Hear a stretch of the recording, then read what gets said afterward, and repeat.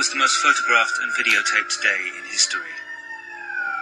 Two of the world's tallest buildings destroyed by hijacked planes. The next day, newspapers published photos of the horror. But there were some images so awful, they provoked rage across the world. These were the pictures of people falling. One photo of a falling man was the most controversial of them all. It was branded distasteful, exploitative, voyeuristic. It was never seen again. The images that came to symbolize the day were those of the heroic rescuers working in the rubble. But some argued that the picture of the falling man needed to be confronted. It not only acknowledged the story of the people who'd been forced to jump, it alone gave a true sense of the horror of that day. The quest to identify one man became a quest to give name and voice to that horror. A journey to help America learn and recover from its darkest day.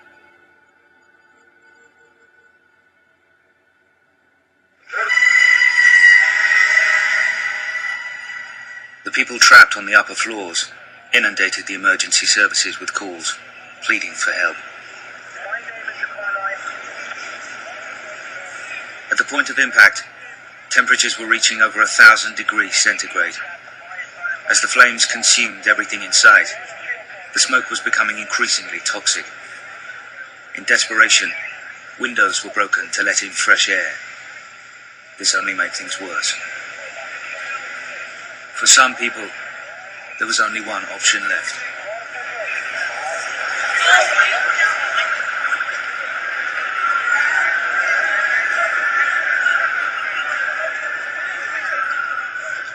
Among the bystanders was photographer Richard Drew. I was standing between a police officer and a woman EMS worker, and all of a sudden the woman says, "Oh, look," and she pointed up, and we both looked up, all three of us looked up, and people started coming down from the World Trade Center. Bodies were falling, so I instinctively picked up my camera and started taking pictures. That's what I do. It's like a carpenter, you know. He has a hammer, he builds a house, I have a camera, and I take pictures.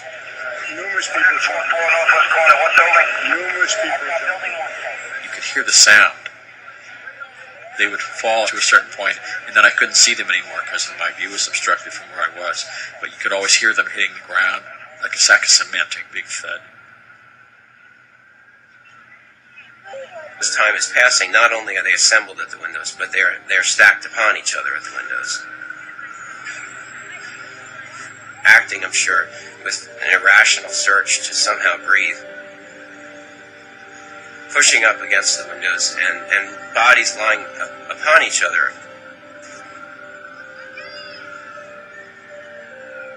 Some people, in fact, were actually hanging out of the windows and holding on across the steel that divided the windows. They were just so desperate to get air.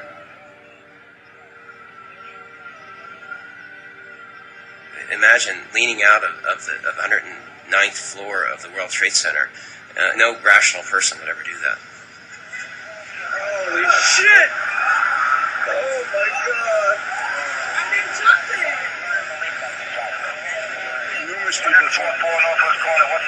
Numerous people. There were things that were so big that were falling. And it was terrifying and horrifying to think I didn't recognize the objects I was seeing as people. Maybe that thought was just too horrendous, too horrifying to me. Others did see what was happening. Lonely, 10-second journeys. A very public way of dying.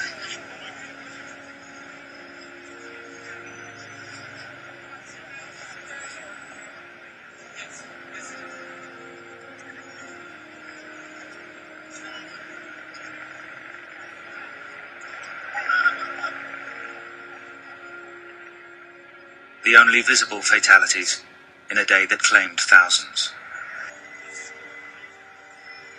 A couple of hours later, The photographer Richard Drew was back at the Associated Press newsroom at Rockefeller Center. He was now methodically working his way through the images he'd shot. You photograph what's there in front of you. You just instinctively take pictures of what's there. So I started looking at the pictures of the falling people. I called one of our senior editors who was there at the time over to start looking at the images with me, and I said, I really like this one. It really hit you. It's just something, that certain something that you recognize. I see this not as this person's death, but as a part of his life. There's no blood, there's no guts. It's just a person falling.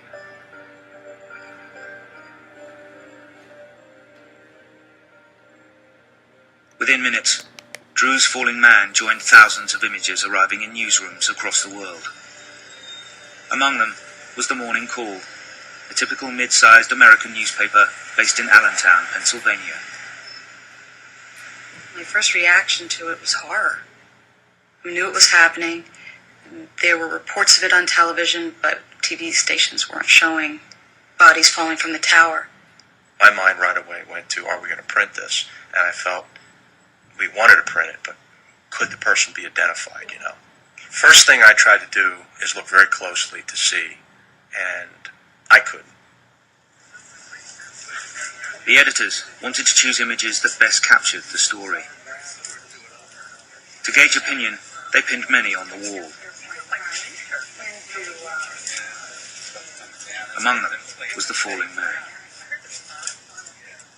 I felt like I was punched in the stomach, you know, it was such a strong image. It was hard to look at. You feel like it's a private moment. You feels almost obscene looking at this. You feel like you're taking away the person's humanity a little bit.